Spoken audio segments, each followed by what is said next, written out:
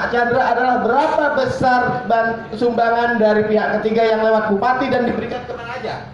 Jangan-jangan diberikan kepada jaringan yang berkaitan dengan kantong-kantong suara pada pilkada nanti.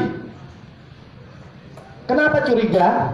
Karena tidak ada klarifikasi awal dari kepala daerah ketika menerima bantuan. Ini bantuan dari perusahaan tertentu, sejumlah ini akan saya salurkan kepada ini. Itu fair, lebih jelas. Jangan hanya beritanya, kabarnya hanya dapat bantuan dari pihak tertentu, selesai.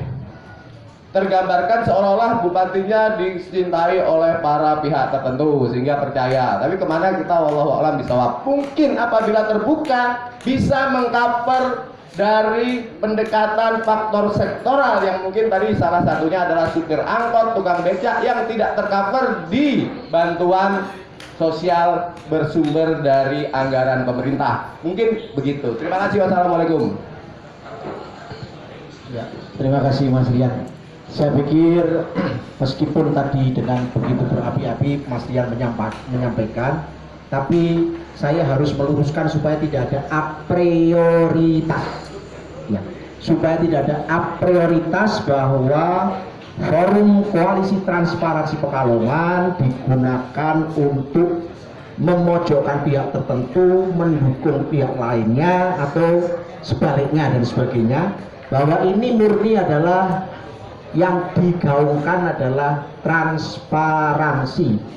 Siapapun di dalam pemerintahan, transparansi untuk menciptakan good governance. Artinya jangan sampai nanti statement tadi, mohon maaf Mas Rian, dipelintir menjadi seolah-olah ada a prioritas kepada pihak tertentu. Jadi supaya ini clear ya, forum ini bukan untuk itu, tetapi bahwa ada sebab akibat yang tadi disampaikan Mas Rian, barangkali sebagian dari kita itu mungkin menyepakatinya sehingga menjadi penting. Saya kira tadi kalau untuk ada satu pertanyaan yang belum tuntas ya, soal bantuan yang kalau double bagaimana ya. Terima kasih Pak Roket tadi ya yang menanyakan Randu Mukti Waren. Iya Pak. Untuk desa Randu Mukti Waren ini ada 91 KK Pak. Ini sudah masuk bantuan sembako provinsi yang memang Kecamatan Bojong sampai dengan hari ini belum didistribusikan. Karena ini tadi disampaikan di awal, data untuk bantuan sosial provinsi ini baru finalisasi tadi pagi Pak. Barangkali yang panjenengan tanyakan tadi bagian dari 91 KK ini yang belum terima bantuan sama sekali memang ini Pak, di Randu Mukti Waren. Dan Pak Roket nanti lebih jelas barangkali namanya siapa agar kami bisa cross check langsung ke pemerintah desa. Barangkali ini juga kelewat dari 91, tapi saya meyakini itu 91 orang itu termasuk yang Bapak tadi sampaikan belum terima bantuan sama sekali.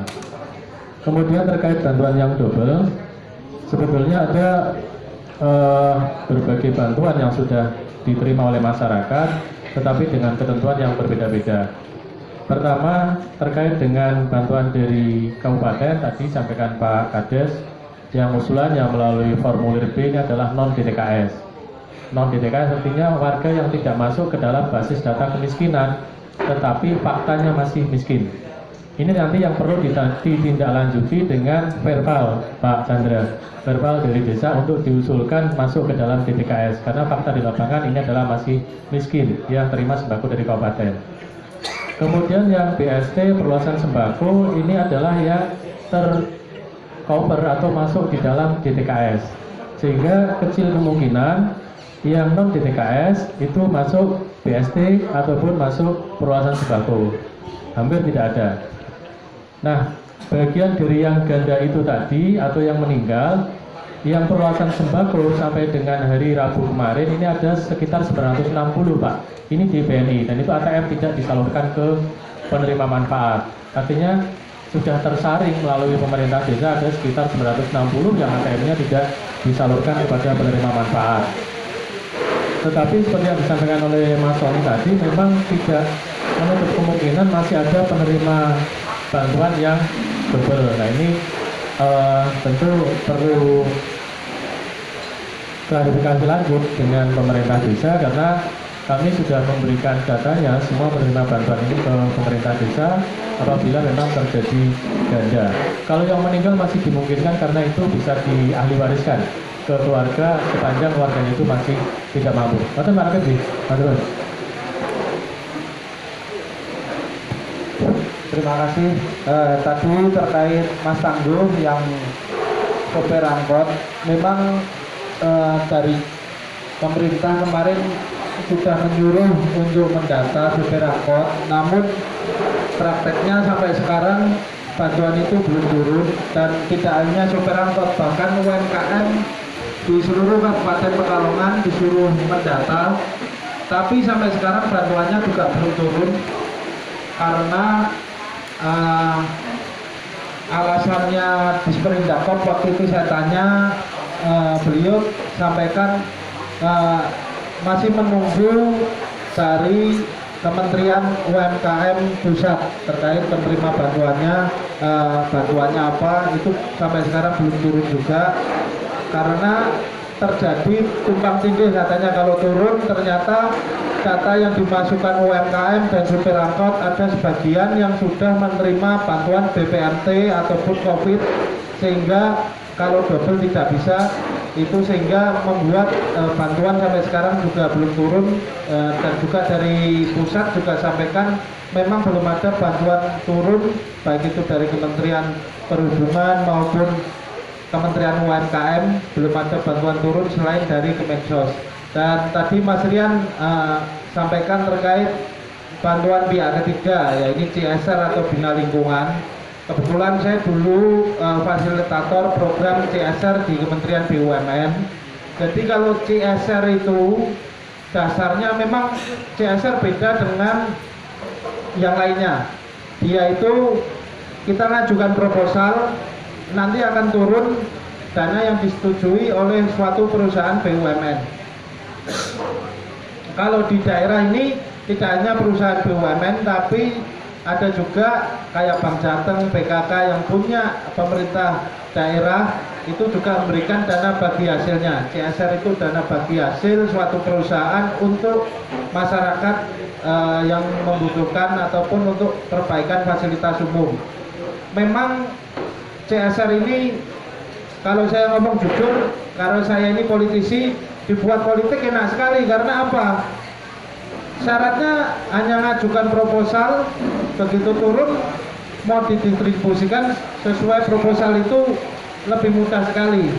Dan disitulah keuntungan kepala daerah ataupun politisi yang bisa memanage CSR dengan baik, karena LPJ-nya atau SPJ-nya itu dari usulan masuk, dana realisasi dan kegiatan yang sudah dilaksanakan, foto dan juga nota-nota, hanya itu aja Mas. Jadi kalau CSR itu ada proposal berapa diusulkan langsung cair. Kalau pengetahuan saya yang dulu saya kelola seperti itu.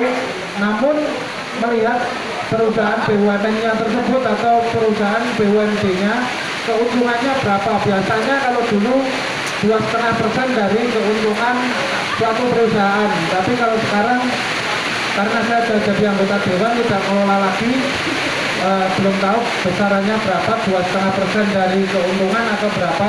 Kalau yang tahun dulu dari tahun 2015 sampai tahun 2019 itu 2,5% dari keuntungan perusahaan untuk dana bina lingkungan atau CSR. Dan usulannya hanya proposal mengetahui kepala desa itu bisa langsung turun.